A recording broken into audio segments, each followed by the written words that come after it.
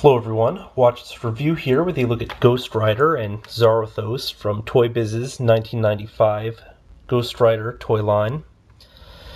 Now, I suppose in some levels it's just kind of strange that we saw a Ghost Rider toy line at all, given that these really aren't family-friendly characters. In addition to the fact that, Ghost Rider didn't have a lot of secondary media going on at the time.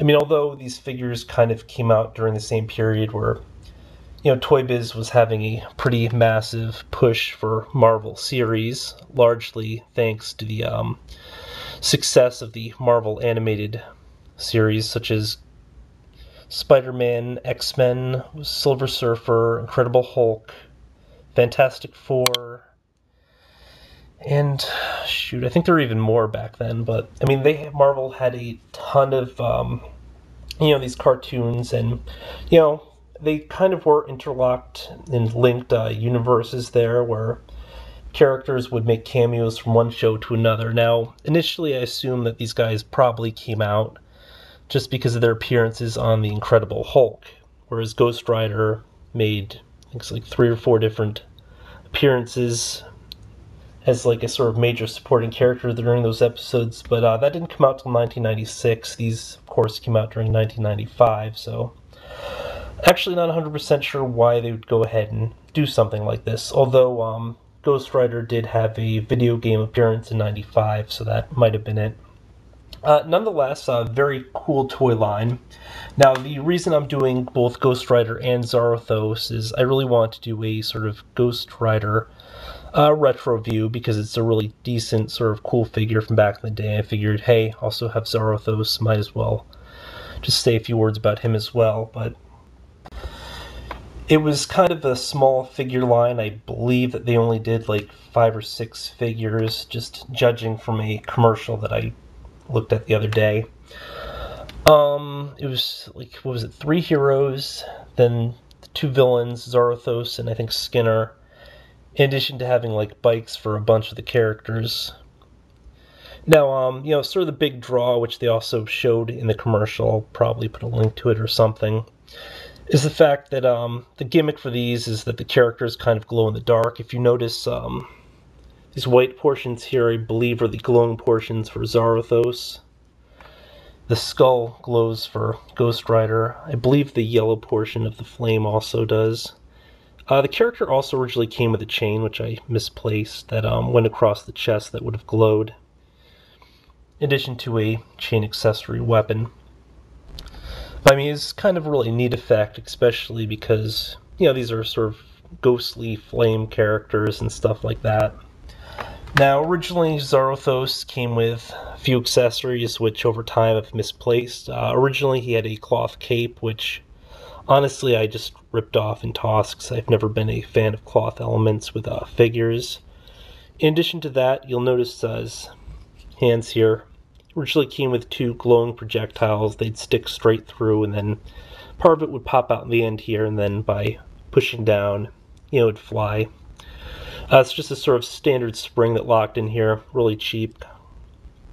Didn't work very well.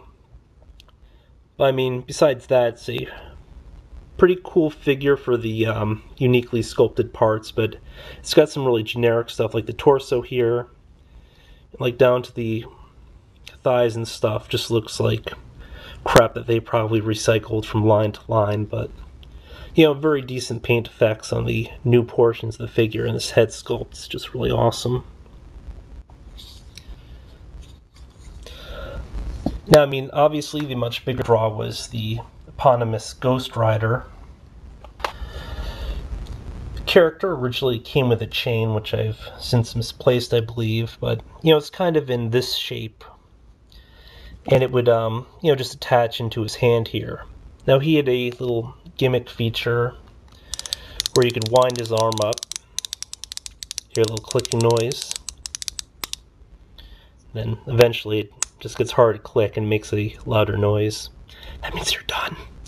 And then you just hit this button on his lower back here, and he's whirling his chain and throwing his arms around. But that part I wasn't as fond of, just because it's always more of a gimmicky thing. The bigger thing that I really liked at the time was the fact that he had ball-jointed hips, which were something of a rarity on, your larger scaled figures. I mean, that stuff would still appear on things like G.I. Joes, but not so much on these, which, definitely gave him some really cool-looking kicking poses and stuff, and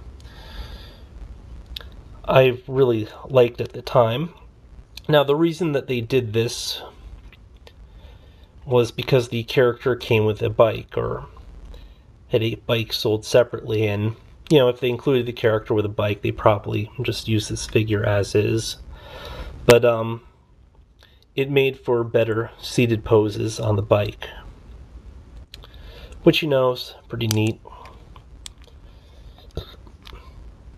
Sculpt-wise, I mean, this is actually a pretty solid sculpt. We have what looks to be like a whole new chest and stuff with all the spiked portions.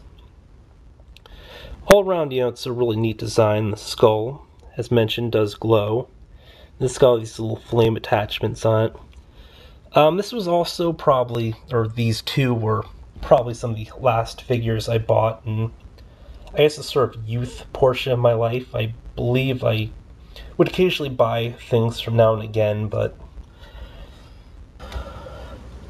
I don't think I was really so much collecting at that point. I'd basically sort of moved on from toys, and it's like in our life we do sort of go through sort of phases and stuff, and basically we'll have a phase of interest, a phase of non-interest, and later on, either for nostalgia or whatever reason, we end up sort of reigniting the phase of interest, but we can appreciate things in slightly different ways.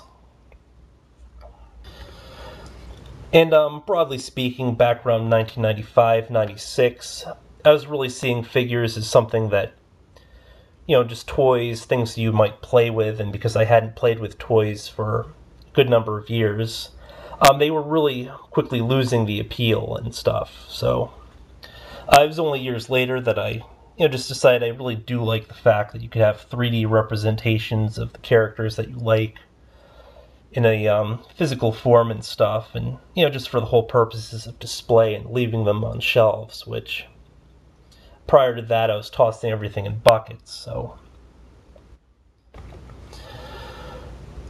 that's something I think is probably true of most collectors. Like, we all had a bucket age where toys were just toys, and then later on we have the shelf age where toys are something that we display, something that we enjoy in an entirely different way, and these things do represent, again, that whole transition in some way. But I'm starting to really get off topic, and it's time that we show you that these guys glow in the dark, or how they glow in the dark. Fortunately, you can't see it like really super well because it's not dark enough. I sort of delayed a few hours just waiting for it to get a bit darker, but no such luck. But as you'll notice, you can definitely see a bit of the flame glow for Ghost Rider's head and stuff. Like, the outer flames are glowing, then also the skull on Zarathos, or the Zarathos. I don't remember this, but it actually looks like his head is sort of glowing as well, or just might be a trick of the light. Very neat regardless. At any rate, this has been a look at Ghostbuster and sorry, not Ghostbuster, Ghost Rider and Zarathos from Toy Biz's 1995 Ghost Rider line. Ghostbusters on the brain. Until next time, folks.